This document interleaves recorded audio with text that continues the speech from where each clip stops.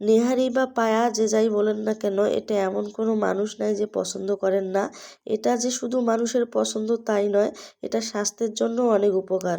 প্রচুর পরিমাণে ক্যালসিয়াম থাকে। আসসালামু আলাইকুম, ওয়েলকাম জানাচ্ছি আমার আর একটা নতুন ব্লগ দেখার জন্য। আজকে আমি রান্না করেছি গরুর পায়া বা নেহারি। এই রান্নাটা অনেক মজার, আর এই রান্নাটা আমি কিভাবে করেছি সেটাই আপনাদের সাথে শেয়ার করব। গরুর পাগুলো আমি খুব ভালোভাবে গরম পানি দিয়ে পরিষ্কার করে নিয়েছি। এখন আমি দিচ্ছি পেঁয়াজ, কাঁচামরিচ, দিচ্ছি আদা রসুন বাটা, দিচ্ছি স্বাদ মতো লবণ, দিচ্ছি হলুদ গুঁড়ো পরিমাণ মতো, দিচ্ছি শুকনা মরিচ গুঁড়ো, দিচ্ছি জিরার গুঁড়ো, দিচ্ছি গরম মশলা, সবশেষে আমি তেল দিয়ে দিচ্ছি। আর আমি এখন সবগুলো খুব ভালোভাবে হাতের সাহায্যে মেখে নিব। আজকের রান্নাটা আমি হাতে মেখেই করব এবং খুব অল্প সময়ে খুব সাদাসিধেভাবে। তারপরও রান্নাটা অনেক মজার হবে।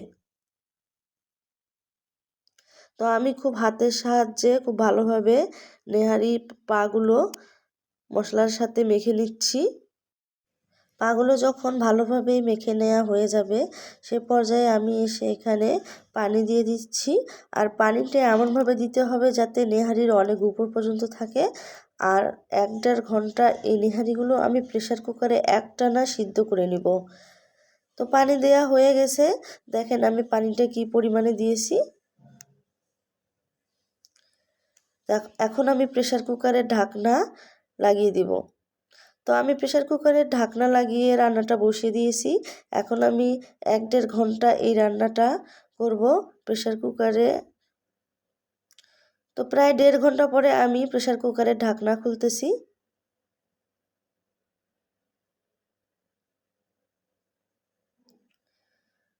তো নেহারি রান্নাটা মোটামুটি হয়ে গেছে, দেখি কি অবস্থা। এই তো পানি অনেকটাই কমে গেছে, আর যেটুকু আছে এইটুকু আর একটু কমিয়ে নিব। তো আমার নেহারি রান্না ডান। খুব সাদাসিধাভাবে অল্প সব উপকরণে আজকের আমি নেহারিটা রান্না করে নিয়েছি। তারপরও খেতে অনেক মজার। নেহারি রান্না বিভিন্নজন বিভিন্নভাবে করে, আমি এভাবে করেছি। আপনারা একবার হলেও এভাবে রান্না করে খাবেন, আশা করি আপনাদের ভালো লাগবে। আর ভালো লাগলে অবশ্যই আমার ভিডিওটিতে একটি লাইক দিবেন, কমেন্ট করবেন অ্যান্ড চ্যানেলটি সাবস্ক্রাইব করে আমার পাশে থাকবেন। আর আজকে আমি এই নেহারি দিয়ে খাওয়ার জন্য রুটি বানিয়েছি, ফুলকো ফুলকো রুটি। আর নেহারি সাধারণত রুটির সাথেই ভালো লাগে, চালের রুটি হলে আরও বেশি ভালো হয়। তো আমার কাছে চালের আটা ছিল না, তাই আজকে আমি ময়দার আটা দিয়ে এই রুটি বানিয়ে নিলাম। আর রুটিগুলো অনেক অনেক ফুলকো হয়েছে।